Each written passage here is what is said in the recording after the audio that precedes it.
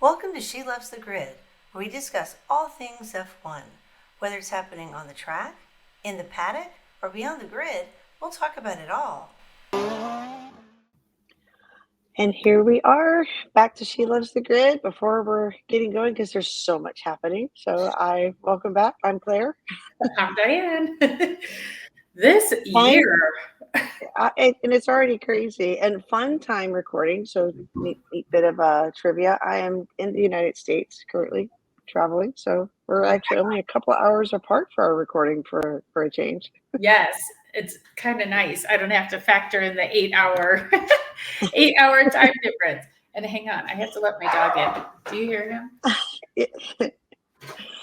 It's so funny. I that came up recently on a feed. Somebody, one of our listeners, was watched that one recently about the barking in the background, which I thought was hysterical. It's usually the neighbor dogs. It's not usually my dog. It was the neighbor dog. Yeah, it was the neighbor dog. This time that was my dog, and he has me trained really well. So. All right, so let's get going. What all do we have to talk about today to get us going before the season starts? I know. It's insane. And this next week's going to be crazy. So I would say let's start with the launches. We had, 4 launches this week? 3, 4? And then the 2 prior to this week. So do you want to start with the 2 beginning? Yeah, whatever you've got. So go to our YouTube. We've got the pictures. If for some reason you have not seen the launches, like we talked about on the last podcast, McLaren did a hard launch. And they still have a launch plan this week. So they're not going to be like launching the livery, but I guess they'll be telling us something. I'm sure at least new race suits and whatnot, but they went hard with the black, the carbon fiber, and then their papaya. That's nice. It's a theme across all of their things, not just beyond F1, all of the different racing that they're doing. It's very common. The theme looks very similar across all of the liveries that they're doing. Yeah. I love that. Like their Indy car is going to have kind of the same, and right? That's what you're talking about. Yeah. I love that. Like, why not? This is your brand. So it should be recognizable across all of motorsports. If I turn into an Indy race, I should be able to be like, that's a McLaren. I love that. Yeah, absolutely. I think that's amazing. And then Haas, boy, they went all hard on there's a lot of dark very dark car this year. Yeah, they went all black for the most part. Haas in the white. I like it. Looks kind of good. I think it's kind of sleek. I do like how Haas is on the sides, on the side pods. It's just it adds a little aerodynamic flair to it. Yes. I was just going to say, it looks like it's moving, and then to have that white line underneath it that kind of like goes down like this, it really does give that. I mean, they're saying that the car don't expect too much. I think that's coming just straight out of the Haas camp. So like, it'll look fast. It might not be fast, but it'll look fast. So there you go. You can look good while trying. That's right. When you look good, you feel good. When you feel good, you play good. That's an old Deion Sanders quote. Okay. So this week we had Williams came out. They've got a lot more sponsors this year. So obviously we're seeing that on the all over the car. What I did think was funny is on social media. So you can see one of their big sponsors on the pod. One of their side pods is Komatsu. Yeah. Did I say that right? And Haas admin responded to the photos and said, "Why do you have our team principal's name on the side of your car?" That was really funny.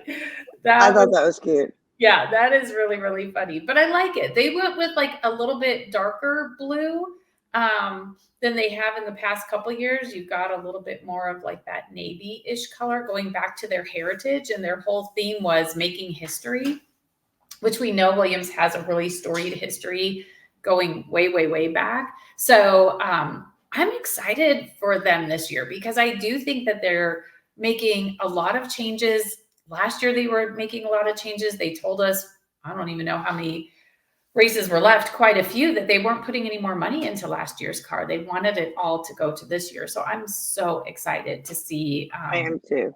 See them on track. And it's a pretty car. I hope they do more one-off liveries this year because honestly, their liveries, the one-off ones, were my favorite last year. They were so good.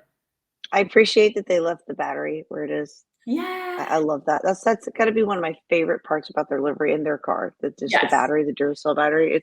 It's perfect. It's the perfect location. It's cute. It's kitschy. So Yeah. I'm just so glad they left that there. I think at this point it's kind of iconic. So you Yeah. can't put it anywhere else. Now that we've seen it there, you can't move it. Oh, it's perfect. It's like, it's powering the car. I love it. Yeah, I love it. I love it. So steak, Sauber Steak F1 Kick Team, whatever they're called. Boy, Their I Twitter their actually, Twitter is steak. So yeah, I think that's a predominant name. yeah. I think they're like racehorses. They have their whole name, and then there's what you call them, or show dogs, Yeah. or whatever. It's like the Sauber Kick F1 team. I don't know. They're all kind of becoming that way again, and it's like, yeah, it's like a show horse or show dog. But I actually, some people are like, "Oh, this is the ugliest car I've ever seen." I actually like it. I like the black with the pop of green, and the green is the sponsor's color. We're not going to miss them on the grid. No. They're I gonna love, glow. yeah, I think it's gonna be very fascinating in the night races. That green is gonna really pop under the lights. yeah, It's funny and a little bit unfortunate, but it's kind of funny where the people were playing on, oh, this is a green screen, and people were, putting all kinds of stuff on the car and whatnot. Um, but I really think it's gonna be amazing under the lights and the yes, pop of that color and the glow. I think it's gonna be cool. I love green, so yes, it's not my favorite shade of green, but I do like it. I do, like you said, it's really neat against the black. I don't think they overdid it. I think they had a chance with that green going overboard. I think it's a mhm, good balance. It's a really good balance in the colors and where it was placed on the car. yeah. I love it, and I think what's also good is we have, I'm assuming Aston Martin will be all green again this year, and this isn't going to blend with them, which is good. I mean, Yeah, again, it's a different. Their Sauber or not Sauber Steak, their coloring for their brand is different, but still, I think sometimes when you you don't want it to blend in with another car. I also right. really like the little up on their power unit where they've got kind of the step down. It kind of goes like this Hmm. with the green and then flows into like the side pod and up to the front. I like that. The other thing that's I do. interesting with this team is they can't always run stake on the side of their car. So any country or area where it is illegal to promote gambling, they have to go with kick. So we will see that change depending on where they're racing. So it's not always going to say stake. It might say kick, which is, just a sister company to stake, but just keep an eye out for that. I'm sure the first couple races, I would think, Bahrain and whatever the other one is. Anyways, it's early here. Anyways, I'm sure we will see kick on the side of the car, so that will change depending on where they're at. Speaking of kick, I do like the placement of the K on the nose, Yeah, the reverse of the K. I like that. I think that's really just a neat touch. yeah. I know people weren't happy with it. I like this car. I kind of That's like kind it. of cool. I'm not mad at it. All right. Yes. I love they announced this back to pink. So I love that they're bringing more pink into it. And pink is I not a favorite think, of mine, but I do yeah. like the color. Well, so they do also have their blue car. So this one does definitely look like the pink one, but they will have their Yeah. blue one, so they will run both. But okay, so I watched the whole thing and thank God last year Alpine had a whole like commercial about their road cars and nobody cared. Like give us give us the cars. And this year they did start with the WEC car, which has again, like McLaren has a very similar livery to their F1 car. It was the first time we got to see Mick in his Alpine like WEC attire. He was up on stage. And so that was kind of fun to see him. He looked very excited. But for the F1 car, Alpine said from the front to the rear, everything is different about this car from last year. Absolutely everything. Excuse me, except maybe the steering wheel. The guy said that was probably the one thing that survived was the steering wheel. So, okay, hang on. I wrote this down. So they said they're taking a bold approach. That's what they kept saying. A bold approach to the A524. The front wing should give it a lot more speed. This was their actual car. A lot of the teams are not showing their actual car yet. They're just showing the livery. This is the 2024 car for Alpine. So they were throwing it out there. The braking, they said, is going to be more consistent and precise. Seems like a good idea in an F1 car. They moved the battery pack forward a little bit compared to last year. They completely revised the rear suspension. They optimized everything for to be more aerodynamic. They do think that in some ways they took a little bit of a hit in regards to how they built this car in regards to the aerodynamics, but they think they're going to be able to drive through it and you won't notice that there's really a difference. So that could be kind of interesting. The rear wing this year, they are going to match it to the track that they're racing on, which seems to me like kind of a no-brainer. Why would you not change the rear wing to better, if you need more downforce or you need more this and that, depending on what track you're at? Yeah, why wouldn't you do that? It's kind of hard to see in these photos if you're on our YouTube, but I really liked the sort of an ombre, but also kind of a little layering effect at the rear and then kind of on the side of the front. I just thought that was, I thought it was kind of nice. Like it's a neat look. It's not too far away from what they normally do, but just a little different. But the car itself is completely different. So you can tell, and it's interesting that they did show their actual car, and you can that nose is interesting. The front wing. Look at the shape of that front wing. It's quite unique. I'm really interested to see the engineering and hear Sam even talk about this. And I'm so excited to hear the tech talks around this wing because it's really interesting. The shape of it is very fascinating to me. Yeah. This is another car I can't wait to see out on track. Like they had so many issues last year. Like they either were on the podium or the majority of the time their cars were just stalling. They were DNFing. Like they could not keep up.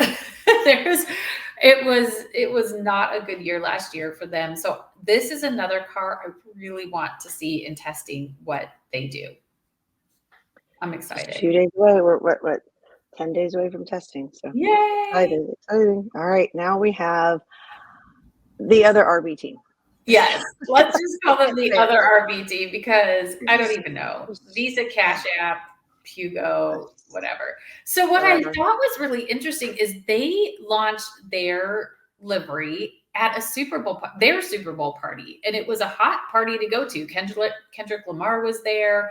I like that they also had Amna Abbasi. Why can't I say that this morning?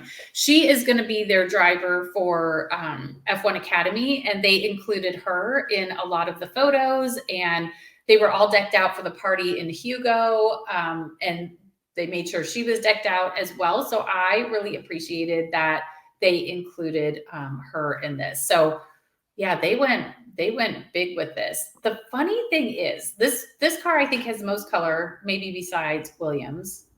Is that right? Than the other cars that have launched. Yeah. Well, I mean, it brought up this so far. Well, it's a huge change in color, obviously, from AlphaTauri to this because of Visa and the Visa Blue, right? So it just brought that. It's a big pop. So huge change.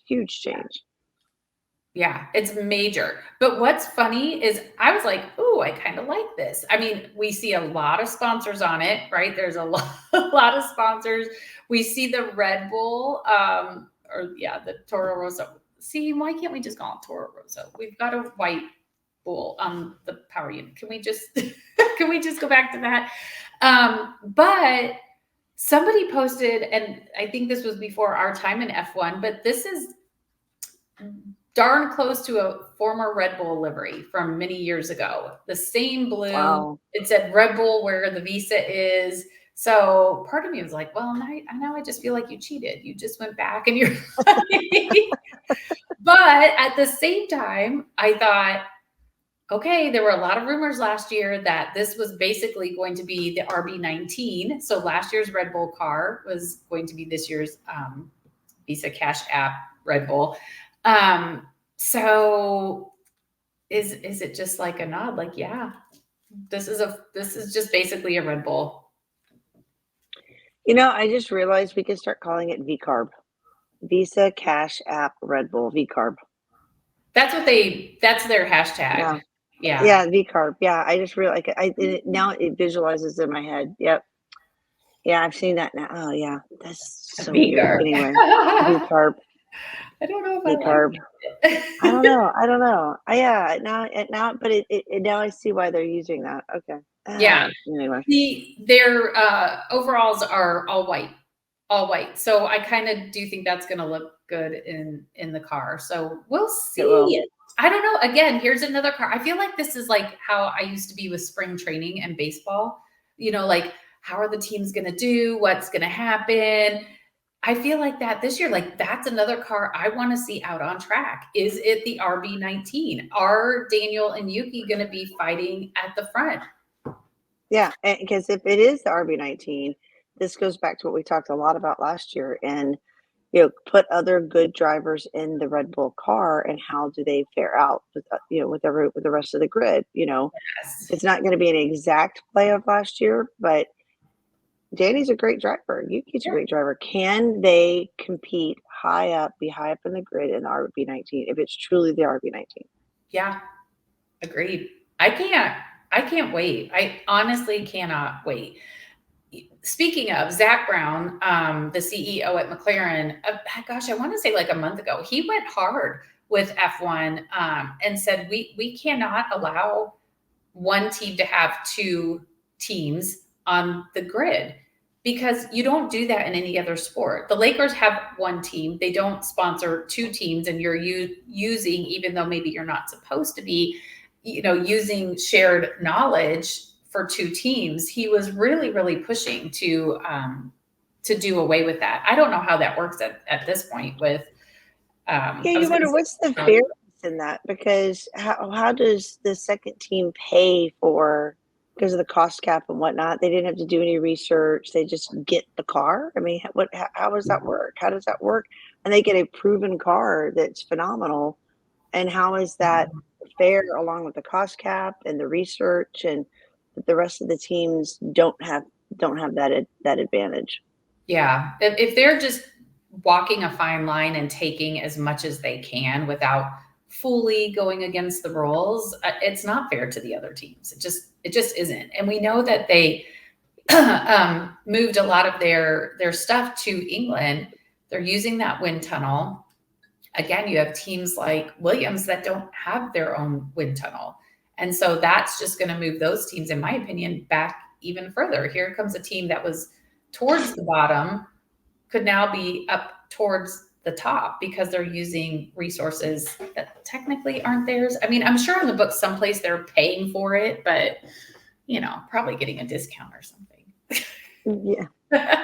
Well, and it's a proven car. I mean, if you any other team, it would be fair. Any other team could say, "Oh, we want to purchase the RB19 for ourselves at the same price." Then it's fair. But that's not a fair. That'll be interesting. And I think Red Bull's got a lot of other stuff going on right now that they're having to contend with. Oh my gosh, we'll get to that for sure. I think too, like it's also not fair because we have heard in the past, like, Aston Martin is basically copying, Mercedes or this or that. But at the same time, like, yeah, their engineers can go and look at a car, but they still have to figure it out. Like, they might say, "Ooh, I like how this is forward," or what have you. But you still have to invest money and time to really figure out how that's going to work on your car. Where I think for the V-carb, take it, all the knowledge, everything. You don't have to do anything except here are the specs. Here's all the research. Here it is working. Here's a proven car working, just gifted to you. Yeah. Whether it's and then if they're paying for it, and then that money comes into RB, then they're getting funded. Yeah. It's going to be interesting. I can't wait to see them out on track. I think for sure with them testing will let us know right away. And testing last year was not fail. What is that saying? Like fail safe? It wasn't fail safe. Like Aston Martin looked so good, and then they were good for a few races, and then they tanked. And Ferrari looked great, and they really didn't pull through like we thought they would the majority of the year. So testing isn't everything, but I think with the Red Bull or the V carb or whatever we're going to call them, I think we will know. I think we'll know pretty quickly. So can't wait for that one. Speaking of the grid, so more came out about the Andretti thing, and Andretti issued a statement, I guess you would say. Apparently, this is so bad. Apparently, F1 sent them an email asking to set up an appointment, but the email went to spam, and Andretti never saw it. Andretti company never saw the email, allegedly. And so F1 was just like, okay, we're done. If that is actually true, that's terrible. Because in Andretti's statement, they did say something to the effect of we are happy to meet. We did not know. So that has to be a true story. Or said something so important, you think you would call. This is an important thing. You need to, and you don't just send one email and then nothing. Right. For all that kind of stuff, you would call, you would follow up. You don't send one email, and we know if for any naysayers to go, oh no, if you're conversing back and forth, things don't go to spam. We know because I email back and forth you, my best friend of 20 something years. Yeah. Often, and I've had stuff that I send to you go to spam. So it happens a lot. I was actually surprised today you email me. I was expecting to go to spam, but it wasn't in spam. It was actually in the inbox. Yeah. So I mean, it happens. It happens often. So, I thought that was so interesting. They did say that they're continuing to work on the car. They're continuing to put money in. They really did put millions and millions of dollars in time into this plan. And of course, you never know what's going to happen. But if that is the reason why they said, never mind, or we don't feel that Andretti brings anything to the grid, come on. You've got to step meeting. Which makes me also wonder, because the FIA, remember last podcast we talked about it, they were they were getting involved. They had their verbal salad statement that they put out that basically was kind of like, we're gonna step in and find out what's going on. So we'll keep you up to date there. Other things that are new, well, there's a lot of new helmets that everybody's releasing. There's some the cars are very dark. The helmets are very bright. Right. Very bright. I almost grabbed pictures for those to put up too, because I was like, wow, these are some amazing. Yes. Amazing. This dog is driving me nuts. He's in and out, in and out, in and out. Hang on. I'm also going to grab really quickly. So talk amongst yourselves. I'm going to grab my helmet that I got this week. Yeah, because you got your helmet. I saw you posted it on our socials. The helmets. I'm so excited for that. I know. I feel like people weren't as excited as me though. Okay, I want to see it to scale now that you can show it live and see what. So it is small, but I love it. Sorry if you're watching our YouTube channel, but okay, because it's just So see, it's tiny. Oh, it's bigger than I expected. It's so cute, right? I love it. I think it's perfect. I actually moved it to my desk, so that way I don't know how to make it if it'll get blurry. There we go. But I put it on my desk because then the sunlight goes off the red visor. And I love it. So it actually it was so cute. It came in this was surrounding it. And it's got, there we go. Oh, that's awesome. And it's Lando Norris, Austin 23-1/5 scale. This, I didn't know what to expect really. I was really happy with the little plexiglass case. But isn't it cute? So I love it. It's kind of funny. So this year his helmet is very bright colors. I'm sure Lando is known for doing some great one-off helmets. So I can't wait to see more. But this year his helmet is very bright and they're already selling it, but at the 1-2 scale. So it would be bigger than that one. But for me, this is perfect. Okay, so I kind of got off on the helmets. So the other thing that's new, sprint updates. So that has been updated. I think it's really interesting. So now if you're at a sprint race, Friday is practice FP1 in the morning, then the sprint shootout to set the grid for the sprint race. So that will happen in the afternoon. On Saturday, you have the sprint race in the morning and race qualifying Saturday afternoon, and then the race on Sunday. Everybody apparently agreed on this, but my first thought was, what if you crash in the sprint? What if you crash in the sprint? You have mere hours to get your car fixed and ready for the race, which is where really the majority of your points can come from. So like, that's going to be interesting. To me, I'm kind of surprised that's what they went with, but apparently they all There's agree. been a lot of controversy about all the changes. There's been so many all up in arms about what they were going to do and how they were going to change sprints and reverse grid, not reverse grid, all of that. So Yeah, they didn't do anything. I no, and I find this very interesting because, like you said, a matter of hours, and yeah, this could have some major impacts. And they're not going to do separate point systems either this year that they talked about. It's still going to be all feeding into the same points. Yeah, not that I'm aware of. I didn't hear anything about that. I also think, like, okay, when you get to the race qualifying, you've already done a mini race. You've already done a qualifying the day before. You've only had the one, which I've never been upset with only having the one practice. But by the time you get to qualifying for the race, those drivers, I feel like they're going to be tired, and especially if a sprint is at like a street race where it's tricky. And I can only imagine, like, you're probably just adrenaline going a mile a minute when you've got these narrow, streets. And I feel like they're going to be really tired.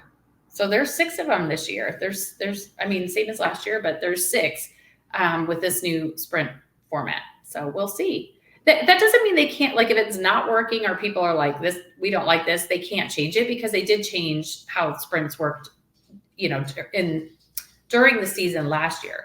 So it doesn't mean they can't, like, change it, but still. Yeah, it'll be interesting. Yeah, and I wonder when they do the schedule if they're going to put a greater time difference between the race and the sprint race itself and the race qualifying. Separate the number of hours in between to give more time and leeway in case there is a crash. I wonder that we have to go look at the schedule when the first one comes out, because you've got to have some kind of padding in there. Yeah, they just released all the race times, but not the session times. So I haven't seen that yet anyway. So we'll have to see what that looks like. Interesting. So the other thing to keep in mind as we head closer to, at the end of this month, we have a race. So excited. But the first 2 races are on Saturdays. It might still be Sunday for me because of the time difference, but it won't be like in the middle of the night for you. Yeah, that's gonna stink.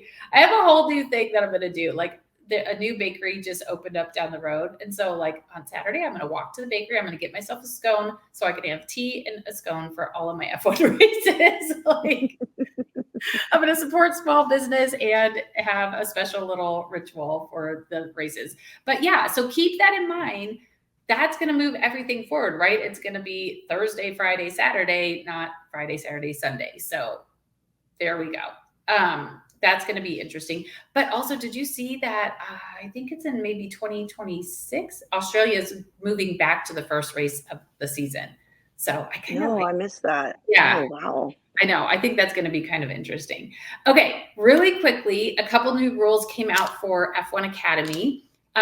We actually had somebody commented after I posted this this week and said they're actually looking forward to watching the women race this year. And I think I'm excited for that. All of us are. We didn't get to see them last year, except for maybe it was Austin that we got to see some of their racing. But yeah, we get to see it all. It's going to be amazing. So this year, they decided you can only race in F1 Academy for 2 years. Then you have to move on, which I think is great because the whole purpose is to really bring more people into the system. And so if you have people that are just camping out in F1 Academy, you're not going to get new people in there. Mm-hmm. That doesn't mean that people couldn't bring in new drivers or whatever, but I kind of like that. You have to move on. Just like with their first and second place winners, they're going to have to move on.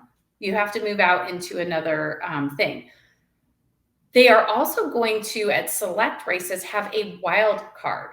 So I forget how that one works, to tell you the truth. I can't remember if it's whoever's in first or one team gets to pick somebody from the local area and bring them in. I love that. Obviously, they have to be qualified. Yeah. But the points, I do believe, go towards, they'll drive one of their cars. It goes towards their team points, all of that stuff. So opening it up to more people to have that opportunity is great.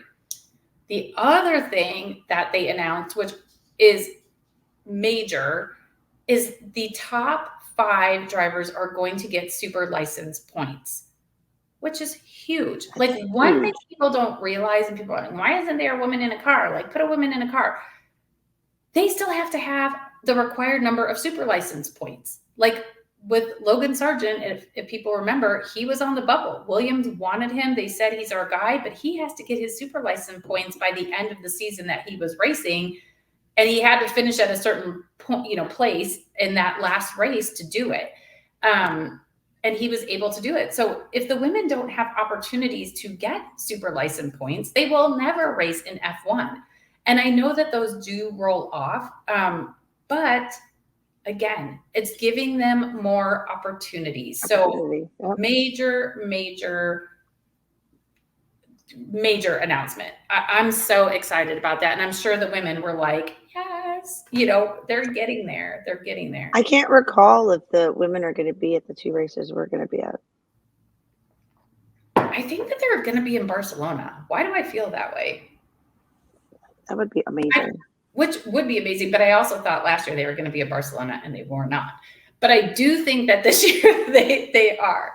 So yeah, my gosh, we always have a full day at the track, but that is going to be a really, really full day at the track. Like, just sitting. Now I have to look. Yeah, please. They are at Barcelona. Yes. They're doing Jeddah, Miami, Barcelona, Zandvoort, Singapore, Lusail, and Yas Island. Yes, that's amazing. Okay, good news. So we will be parked in our seats. I'm glad we have covered seats this year. I will not be walking around as much as usual. I'll be like, we've got to get there. Yeah. And we've got to get in our seats because we're watching it all. I can't wait. I'm so excited. And I have no visa problems this year, so I'm definitely going. Yay. Thank God, because I don't want to be there by myself. Okay, so a couple updates that came out about Lewis. Supposedly he's getting $100 million a year at Ferrari. Wow. Remember how I was like, how much are they? It's amazing. That's way more than even Max. Max is getting right now, right? Because he's at 55, right? Something like that. I don't even know. Wow. Lewis. Well, Ferrari can afford it. Ferrari can afford it. Yeah. Apparently. The funny thing is there's rumors that they did not go with Sainz because he asked for too much money. I don't know if that's true or not, but, they have the money for Lewis. Sainz says he's fine. He's concentrating. Yeah, I saw a quote from him that, after working at Ferrari, seeing behind the scenes, he kind of expected this. Yeah, I think they're probably pretty open and, it's fine. I know, I think he knows, like, he does have to have a good year. I'm sure he wants to finish strong at Ferrari. He's got nothing to be ashamed about what he's done at Ferrari over the last, 3 years or whatever it's been that he's been there. Is this his fourth? He needs a good year so he can get picked up and get a good car. Yeah, but there's rumors about him, Mercedes, who else? But Mercedes people are throwing in Alex Albon, Esteban Ocon has a strong relationship with Mercedes. There's already been talk about Alex Albon has been offered a 3-year contract at Red Bull. So the rumors are already like, we're not even waiting for silly season. The rumors are everywhere. So we'll see. I think that he will end up. I've heard that there's 4 teams that are interested in him. I mean, I think he can point and say, like, he was always on par with, he was either beating Charles in the points or just right, on par with him. The only driver last year to win a race who wasn't wearing a Red Bull outfit, overalls. But yeah, he's got, we have had a couple people sign for 2025, but there's still the majority of the grid that has to, and we're not going to figure that out, I don't think, this month. So much stuff has happened. Okay, let's quickly end on this last topic. I have avoided posting anything about this because it's all rumor at this point. And speculation. Yeah. Speculation. But Christian Horner, oh my goodness. Where to begin? So it first came out that he was being investigated. And the rumors initially were he sent an inappropriate picture to a female worker. That has since been replaced by a female worker has accused him of being coercive and, I don't remember the other word, coercive and like kind of bullying in the way that he manages. So basically forcing people to do things that they don't want to do. We don't know what that is. We don't know if it's accurate. We don't know if maybe somebody is just very sensitive and didn't want to be told how to do their job. The meeting yesterday was 8 hours. It apparently lasted a full 8 hours. He was there. It also sounded like he does not think that it's going to be resolved quickly. So the investigation could be ongoing, which could make for kind of an awkward launch next week. Not gonna lie, but last year he was a very big part of the presentation. I don't know if they're gonna continue with that or not continue with that, but that's gonna be awkward. Really. So awkward. And there's so many ancillary rumors around and speculation because of this, about Helmut Marko, about, everything about Adrian Newey. I mean, he's leaving. Marco's going to lead stuff. There's just all these speculations. People zip it and let's just let it play out and see what's happening. Yeah. We don't need to go and, oh my gosh. And the ability to make things look like it's real. And then people jump on it and go, oh my gosh, until it comes out on the Red Bull website, F1 or FIA, it's not real. Yeah. It's just not real. Yeah. Yeah. I think it'll be interesting. I don't know, maybe we should mention some of this stuff, but there has been everything from the Red Bull owners when the main person passed away a couple of years ago. Now apparently the family, they don't want Christian to have as much power as he has. There's been rumors about Max and his dad leaking information, and they are siding against Horner, which, I feel like Max and Christian have a very good relationship. He's done a lot. It appears that way. So I don't know if that's true. There have been rumors that Adrian Newey's contract and Christian's contract are kind of tied together. So Adrian would not stay if Christian went. But then more stuff came out that Adrian was like, no, Adrian's staying with Red Bull. He's, distancing himself from Christian Horner. So who knows even if we'll have all of the info. I told you this, but my very first thought was when I saw the information was, what is going on? Because this is now the second high-powered principal who also CEO, when we talk about Toto Wolff, CEO of Mercedes, we know Christian, I don't know if his title is CEO, but he's very high up. My first thought was who's gunning for these principals? We had the whole issue with Toto and Susie Wolff that came out of nowhere and went nowhere because they pushed back. Now here, this comes out of nowhere. Christian's pushing back. Like, I'm going to start my own conspiracy theory that somebody in the FIA or F1 is like trying to do their darndest to smear, some of the people. Well, we'll have to see. There's a big thing too. There's no such thing as bad press, right? So they talk about like no press is worse than bad press. So, you've got all this stuff around Lewis, and you've got them in the news. You had Haas in the news because of them firing Steiner. Yeah. This is something that's got Red Bulls in the news, and there's a layer of conspiracy around there that'll come that he'll be vindicated. Oh, poor Christian Horner, because it was poor Toto Wolff, and then everybody came to Toto and Susie's defense. Where's the defense for Christian? Like, there's so much that could come out of this. I think that's why, this is a pretty serious accusation. Workplace harassment. That's serious. Yeah. I feel too. I worry about any kind of pushback. I haven't seen it, but I worry about the testosterone fueled. Well, women don't belong in F1. Blah blah blah. Oh, it's there. It's absolutely there. I made the mistake of looking at some comments yesterday, and it was all men saying a woman, of course, playing the victim. A woman, I was figuring it was there. I just haven't seen it. Yeah, it's out there, and it was disgusting. And I was like, I can't even.